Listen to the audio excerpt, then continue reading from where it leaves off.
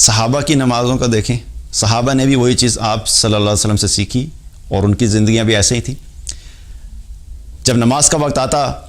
تو حضرت علی رضی اللہ عنہ کے چہرے کا رنگ تبدیل ہو جاتا، متغیر ہو جاتا۔ تو صحابہ ان سے پوچھتے تھے کہ آپ نماز کی جو اذان ہوتی ہے تو ایک دم سے آپ کا چہرے کا رنگ تبدیل ہو جاتا ہے، ایسا کیوں؟ تو فرماتے تھے کہ اس امانت کو ادا کرنے کا وقت آ گیا ہے کہ جس کو پہاڑوں پہ پیش کیا گیا تو پہاڑوں نے بھی اٹھانے سے انکار کر دیا۔ اتنی زیادہ ان کو اپنی نماز کی ویلیو اور امپورٹنس ان کا احساس تھا کہ یہ کتنی بڑی ذمہ داری ہے کہ اللہ کے سامنے کھڑے ہونے جا رہے ہیں، کیونکہ نماز میں کیا ہوتا ہے، ہم اللہ سبحانہ تعالیٰ کے سامنے کھڑے ہو رہے ہوتے ہیں۔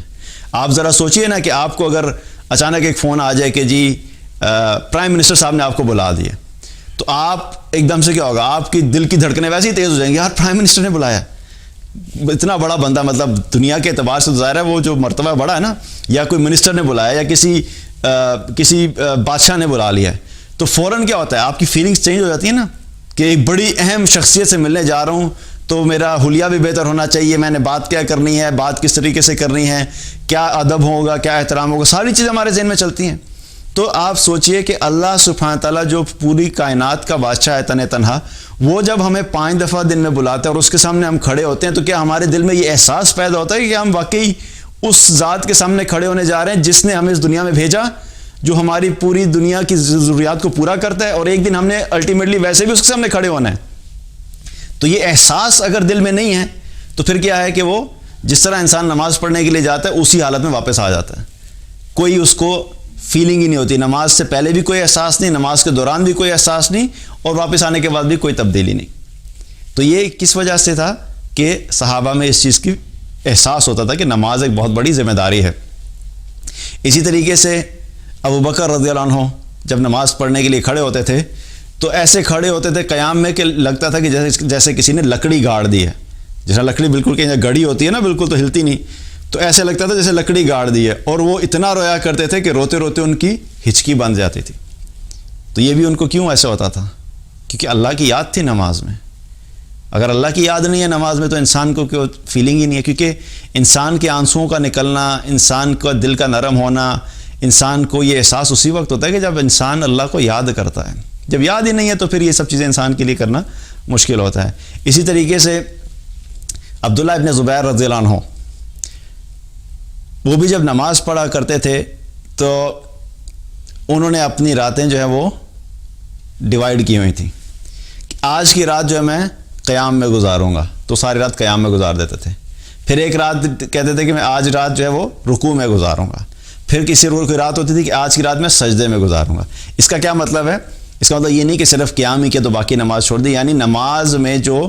ہے قیام کو زیادہ ٹائم دیا باقی جو رکوع اور سجدے کی نسبت، اور جس دن رکوع کو زیادہ ٹائم دیا اس دن قیام اور سجدے کی نسبت رکوع میں زیادہ وقت گزارا۔ تو مقصد کیا ہے کہ اللہ سبحانہ تعالیٰ کے سامنے ہر حالت میں زیادہ وقت گزارنے کی کوشش کیا کرتے تھے تاکہ ہم اللہ کے سامنے کھڑے ہوں اور اللہ سبحانہ تعالیٰ سے ہمارا تعلق قائم ہو۔ ایک مرتبہ ایک انصاری صحابی تھے، ان کا باغ تھا، اور باغ بڑا زبردست تھا، اور اس میں جو تھے وہ کھجوریں بھی تھیں اور خوشے لگے ہوئے تھے اور بہت گھنا باغ تھا۔ تو اپنے باغ میں نماز پڑھ رہے تھے، تو نماز پڑھتے ہوئے کیا دیکھتے ہیں کہ اتنے میں کوئی پرندہ آیا باغ میں، اور وہ ادھر ادھر پھرنا شروع ہو گیا۔ اس پرندے کو باہر نکلنے کی جگہ نہیں ملی، اتنا گھنا باغ تھا کہ پرندے کو باہر نکلنے کی جگہ نہیں ملی۔ تو نماز پڑھتے پڑھتے ان کا دھیان اس پرندے کی طرف چلا گیا، اور یہ احساس پیدا ہونا شروع ہوا کہ میرا باغ کتنا زبردست ہے، کہ اتنا گھنا باغ ہے۔ اس سے کیا ہوا کہ وہ بھول گئے کہ میں نے کتنی رکعات پڑھی ہیں، سہو ہو گیا۔ نماز ختم کی، نماز ختم کرنے کے بعد اتنا انہیں غم ہوا اس چیز کا کہ اس کی وجہ سے میں نماز سے غافل ہو گیا ہوں۔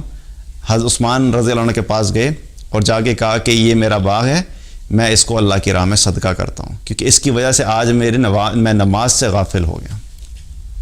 اس باغ کی وجہ سے میں نماز سے غافل ہو گیا۔ اور باغ جو ہے حضرت عثمان رضی اللہ عنہ نے 50,000 درہم میں اس کو بیچا، اور پھر وہ مال جو ہے وہ بیت المال میں ڈالا اور اس کو آگے باقی جو بھی مستحقین تھے ان تک پہنچایا۔ تو اتنی اہمیت نماز کی صحابہ میں تھی